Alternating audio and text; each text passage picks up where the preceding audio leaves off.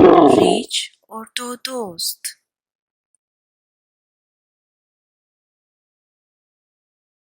अरे, तुम आज के मैच के लिए लेट हो गए हो. नहीं, मैं नहीं आ रहा. क्या? नहीं, फिर से नहीं. तुमने तो आज हमारी टीम के लिए खेलने का वादा किया था. अगर तुम इसी तरह अपना वादा तोड़ते रहोगे तो कोई तुम पर यकीन नहीं करेगा और फिर कोई भी तुम्हारा दोस्त नहीं बनेगा. तुम ऐसा क्यों कह रहे हो?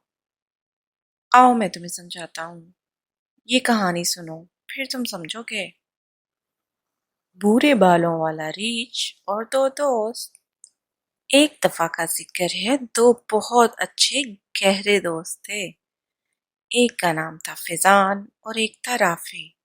एक दिन वो दोनों जंगल के रास्ते से गुजरते हुए शहर की तरफ जा रहे थे.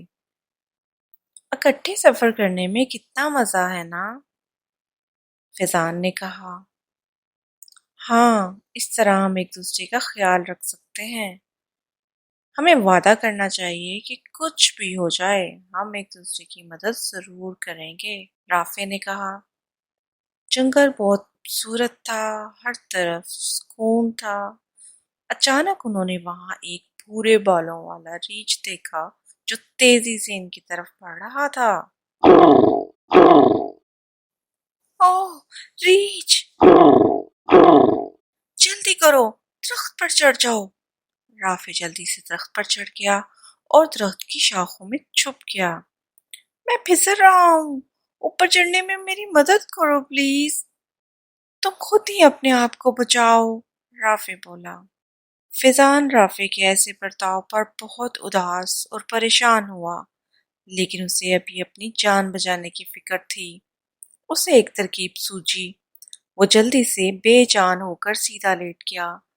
कुछ देर बाद जब भालू वहां पहुंचा तो इसने उसे अच्छी तरह से सूंघा, लेकिन फिजान ने अपना सांस अच्छे से रोक रखा था और ये जाहिर किया कि मैं मर चुका हूँ, क्योंकि उसने सुन रखा था कि भालू मुर्दा को नहीं खाता.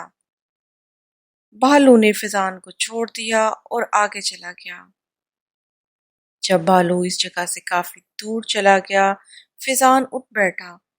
राफे जल्दी से नीचे उतरा और पूछा कि भालू ने तुम्हारे कान में क्या सरगोशी की. फिजान मुस्कुराया और बोला, वो मुझे एक नसीहत करके क्या है कि कभी झूठे को अपना दोस्त मत बनाना जो अपना वादा पूरा ना करे और मुसीबत के वक्त तुम्हारी मदद ना करे. ये कहकर फिजान ने अपना सामान उठाया और अकेला ही शहर की तरफ चल पड़ा और राफे वहां अकेला खड़ा रह गया. तो इसका मतलब है हम जो वादा एक दफा कर लें हमें वो पूरा करना चाहिए, है ना? जरूर कोशिश करनी चाहिए. तो मैं खेलने के लिए तैयार हूँ. तो बच्चों, आज इस कहानी से हमने क्या सबक सीखा? वादा करो तो जरूर पूरा करो.